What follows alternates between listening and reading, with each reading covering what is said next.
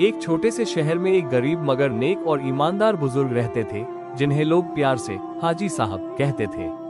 वो हर रोज फज्र की नमाज के बाद मस्जिद के बाहर चबूतरे पर बैठ जाते और गुजरने वालों को मुस्कुरा कर सलाम करते। उनकी आंखों में एक अजीब सी चमक होती जो देखने वालों के दिल को सुकून दे देती। हाजी साहब के पास दुनिया की दौलत तो न थी, मगर दिल इतना बड़ा था कि कोई खाली हाथ वापस न जाता। कोई भूखा आता तो अपना आखिरी टुकड़ा बांट देते, कोई परेशान होता तो दुआएं देकर दिल का बोझ हल्का कर देते। लोग कहते कि हाजी साहब के पास दौलत नहीं मगर बरकत बहुत है। एक बार शहर पर सख्त कहर पड़ा, फसलें सूख गईं, बाजार खाली हो गए और लोगों के चेहरे परेशानी से पीले पड़ गए।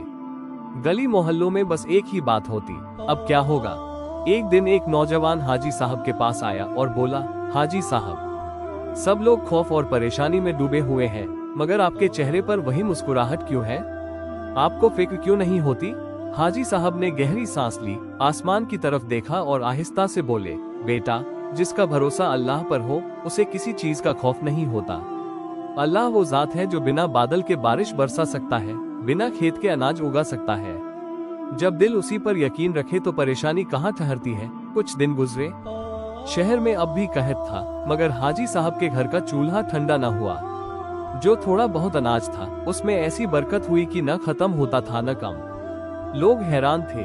कई लोग उनके घर आते और देखते कि छोटे से बर्तन में खाना पक रहा होता है, मगर जितने भी मेहमान आ जाए सबको पेट भर खाना मिल जाता। आहिस्ता आहिस्ता लोगों के दिलों में ये बात बैठ गई कि सच्चा तवक्कुल और अल्लाह पर यकीन कितनी बड़ी दौलत है। कहर गुजर गया, मगर हाजी साहब की वो बात हर एक की जबान पर रह गई, जिसका भरोसा अल्लाह पर हो उसे किसी चीज का खौफ नहीं होता।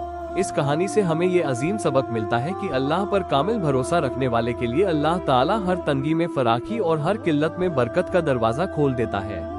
अल्लाह हम सबको ऐसा मजबूत यकीन अता फरमाए। आमीन।